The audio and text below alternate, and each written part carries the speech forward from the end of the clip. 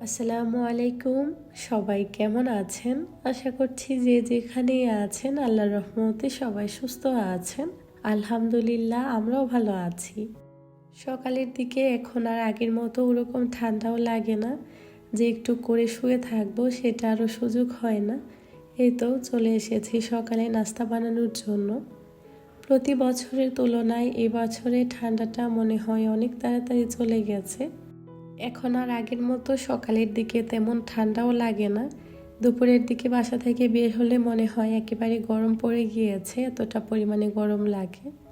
এর মধ্যে সবাই অসুস্থ, বাচ্চারা সেই সাথে আমিও।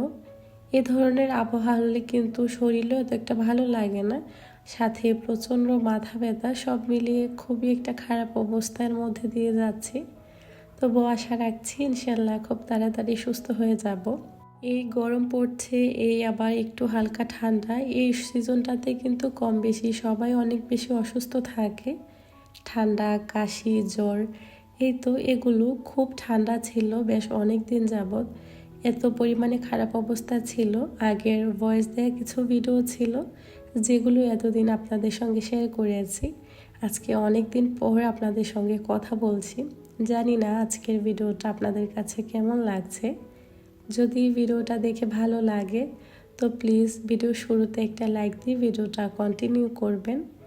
যারা আজকে আমার চ্যানেলে নতুন, প্রথম ভিজিট করছেন, ভিডিওটা দেখা শেষ করে যদি কোথাও কোনো অংশ ভালো লেগে যায়, আপনি চাইলে ছোট্ট এই চ্যানেলটিকে সাবস্ক্রাইব করে নিতে পারেন। যারা এই কাজটি অলরেডি করে নিয়েছেন, আপনাদের সবাইকে অসংখ্য ধন্যবাদ। যখনই রান্না করতে কোনো কিছু বসাই সবসময় কিন্তু চেষ্টা করি সামনে থেকে কাজগুলো যতক্ষণ না কমপ্লিট হচ্ছে ওই রান্নাটা অবধি এখানেই থাকার। তবে মাঝে মধ্যে এমন কিছু অনেক কাজ থাকে বা অনেক রান্নাবান্না থাকে যেগুলো তো আর সবসময় দাঁড়িয়ে থাকা সম্ভব হয় না, যার কারণে চুলায় একটু করে দুধ জাল করতে বসিয়েছিলাম। ভাবলাম যে পাশে যেহেতু পাতিলগুলো রেখে দিয়েছিলাম, এগুলোকে একটু করে গুছিয়ে রাখি। যতক্ষণ আমি এখানে দাঁড়িয়েছিলাম একবারের জন্য কিন্তু এটা কিছুই হয়নি। এই চোখগুলো সরিয়েছি, এর মধ্যে পুরোটা পড়েও গিয়েছে। পরে আবার আমি এটাকে ক্লিন করে এই তো কাপে ঢালতে নিয়েছি, ওখান থেকেও আবার অনেকটা পড়ে গিয়েছে।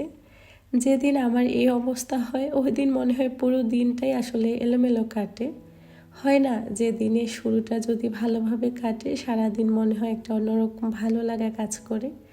এই তো অসুস্থতা নিয়ে কাজকর্ম সব কিছু মিলিয়ে কেমন যেন একটু এলোমেলো লাগছে, তবুও ইনশাল্লাহ হয়তো আস্তে আস্তে সব কিছু গুছিয়ে নিব।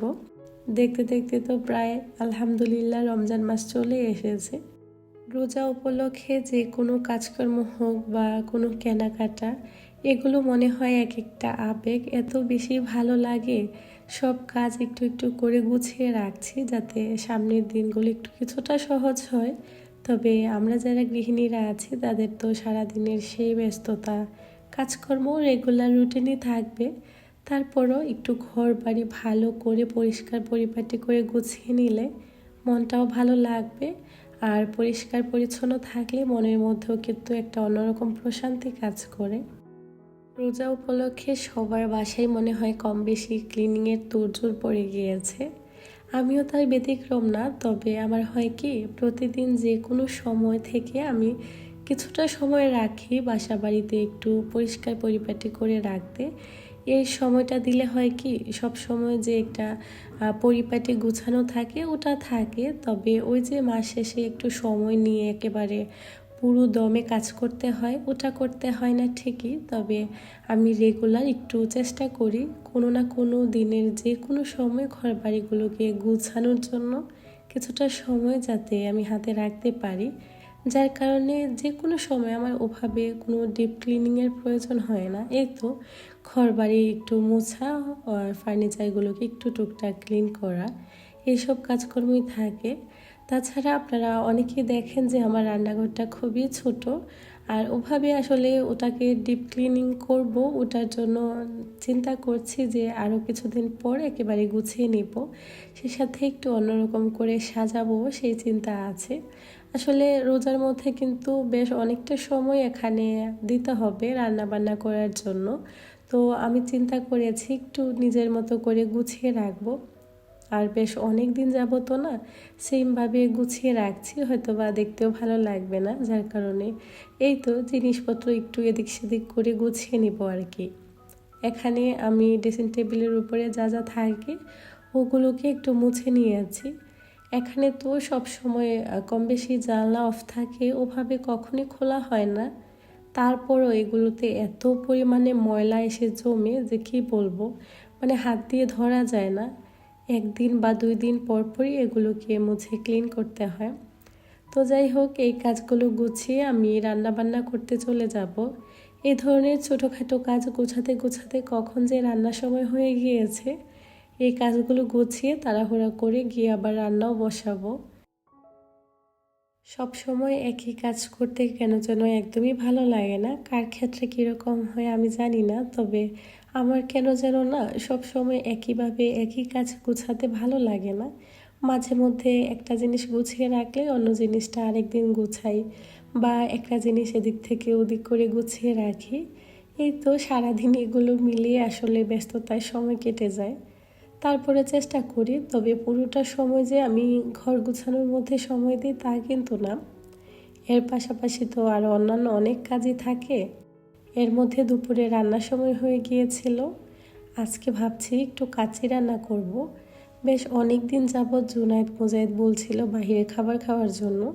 সেই সাথে জুনায়েদের বাবাও বলছিল এই শীতকাল আসলে না কম বেশি আমাদের বাহিরে গিয়ে অনেক খাওয়া দাওয়া করা হয়। তবে এবছর খুবই কমই যাওয়া হয়েছে বলা চলে। কখনো আপনাদের সঙ্গে ওভাবে শেয়ার করিনি, তাছাড়াও আরও 1-2 বার যাওয়া হয়েছিল।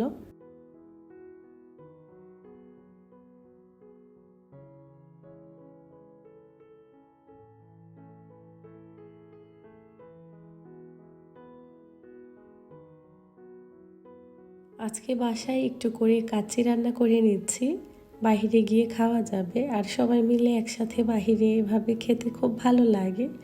অনেক অনেক মানুষজন আসে, তো প্রায় মানুষ দুপুরে রান্না বান্না অথবা বিকেলের সব কিছু একসাথে নিয়ে যায়, গল্প স্বল্প করে সুন্দর সময় কাটে।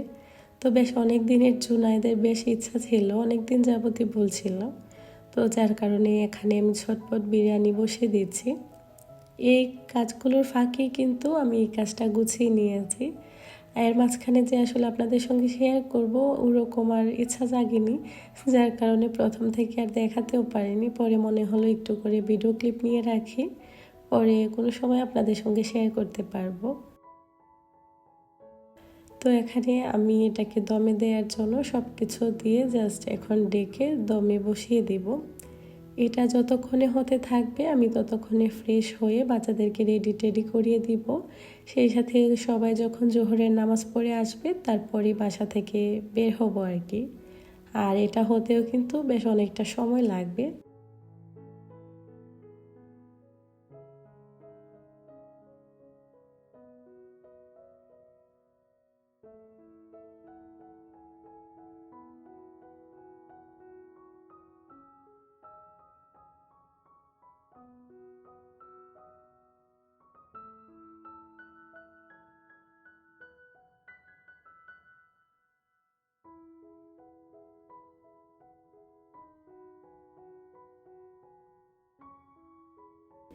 এর মধ্যে সব কাজ গুছিয়ে আমরা বাসা থেকে বের হয়ে পড়েছি। আমরা আজকে যাচ্ছি আমাদের বাসার পাশে একটা গার্ডেন আছে ওখানে। এখানে কম বেশি আমাদের অনেকবারই যাওয়া হয়, বাচ্চাদের হোক অথবা আমাদের যে কোনো জায়গায় গেলে এখানে হুট করে একটু যাই যে ঘুরে আসি, ভালো লাগবে। আর বাচ্চারা তো খেলনা পেলে ওদের এমনিতেও ভালো লাগে। তো বেশ অনেক দিন যাবত ওদের বলার কারণেই আজকে যাওয়া আর কি। তাছাড়া এমনিতেও অনেক মার্কেটে যাওয়া হয়, অনেক জায়গায় যাওয়া হয়, তবে মাঝে মধ্যে বাচ্চাদের কিছু আবদার আসলে রাখতে হয়। অনেক দিন যাবৎ কেন যেন ওরা অনেক করে যাচ্ছিল। এর মধ্যে আমরা অলরেডি গার্ডেনে চলে এসেছি। সব কিছু এখানে গুছিয়ে এনেছিলাম, এগুলো এক এক করে বের করে নিচ্ছি। সাথে বাচ্চাদের খেলনা, বল, স্কুটার এগুলো নিতে নিতে না মনে হাঁপিয়ে গিয়েছি।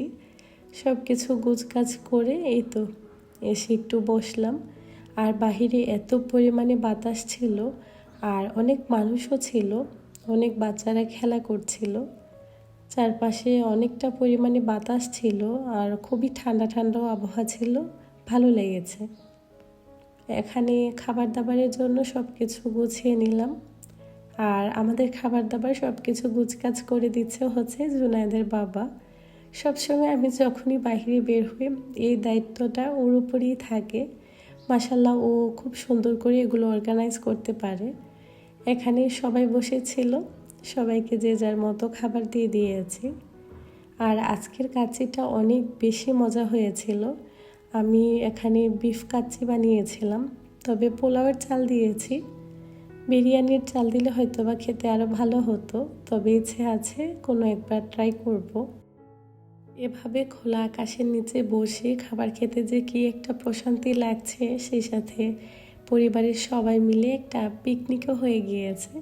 তো বাচ্চারা যে যার মতো খাবার খেয়ে একটু রেস্ট করে তারপর যে যার মতো খেলা করতে চলে যাচ্ছে। আর আমি এখানে বসেছিলাম, মোজায়ের জুনায়েদ ওরা খেলতে চলে যাচ্ছে। বাচ্চারা অনেক বেশি খুশি ছিল। আর এই সময়টাতে না অনেক মানুষজনও আসে, আস্তে আস্তে করে দেখা যায় মানুষজন আরও আসতে থাকে। আর প্রচণ্ড বাতাস ছিল, আমি এখানে কিছু সময় বসেছিলাম। তারপর বাচ্চারা যতক্ষণ খেলবে আমি বসে থাকবো বা একটু কথা বলবো। এই তো এভাবে করে আসলে সময়গুলো যায়। আমার প্রিয় অনেক আপুরাই আছেন যারা শুরু থেকে আমার ভিডিওগুলো দেখেন, বা অনেক আপুরাই নতুন নতুন অ্যাড হয়েছেন। হয়তোবা যারা ইতিমধ্যে আমার ভিডিওগুলো দেখছেন বা দেখেন তাদের তো কম বেশি আইডিয়া হয়ে গিয়েছে। আমার ভিডিওগুলো থাকে এই তো সংসারের কাজকর্ম, রান্নাবান্না, নিজের টুকটাক ঘোরাফেরা, এই ধরনের ব্লগগুলোই আমি আপনাদের সঙ্গে সবসময় দেখিয়ে থাকি। এর বাইরে যে বেশি কিছু দেখানো বা দেখাবো সেটুকু আমার কখনোই সম্ভব হয়ে ওঠে না। আমি যেহেতু একজন গৃহিণী, সারাদিনের ব্যস্ততাই থাকে আমার ছোট্ট এই সংসারটাকে নিয়ে, তার উপরে বাচ্চাদের দেখাশোনা, কাজকর্ম, এই তো সব মিলিয়ে আল্লাহ যেভাবে রেখেছেন আলহামদুলিল্লাহ।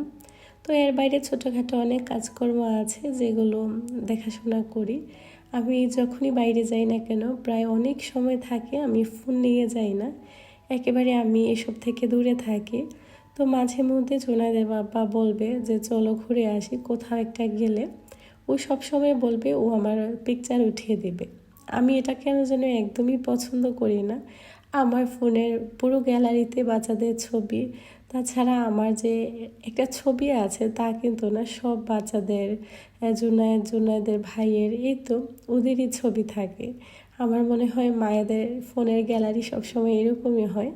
তো ও খুব করে চায় যাতে আমার ছবি তুলে দেয়। তো পার্সোনাল ফটোগ্রাফার, তো কী করব, বললাম যে যাই হোক তুমি ছবি তুলে দিতে যাচ্ছ। ও অনেক করে আমাকে বলতেছিল এভাবে বসার জন্য, ওভাবে দেখার জন্য। তো আমার অনেক হাসি পাচ্ছিল, পরে আমি একটু ছবি ওঠাতে বললাম যে ঠিক আছে, আর প্রয়োজন নেই। তো কার কার হাজব্যান্ড এরকম করে আমাকে জানাবেন তো। আলহামদুলিল্লাহ সব কিছুর জন্য। ও সবসময় আমাকে পিকচার উঠিয়ে দিবে, মানে আমি কোথাও গিয়ে দাঁড়ানোর জন্য ও ছবি তুলবে। তো ওর মনের আশাটাকেও পূর্ণ করে দিলাম, ও পিকচার উঠিয়ে নিল। তারপর এখানে বাচ্চারা মিলে একটু করে ফুটবল খেলছিল, তারপর জুনায়েদের বাবা ওদের সাথে জয়েন হলো আর কি।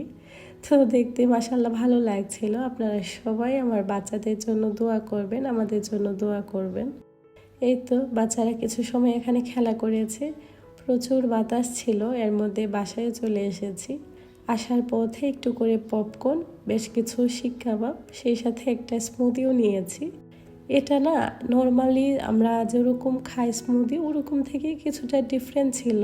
পরে বাসায় এসে আমি একটু করে ট্রাই করে দেখছিলাম যে খেতে কেমন। আসলে ওরকম আহামরি মজা ছিল না, মানে মোটামুটি লেভেলের ছিল আর কি। তো যাই হোক, আজকের ভিডিওটা এই পর্যন্তই। সবাই ভালো থাকবেন। আল্লাহ হাফেজ।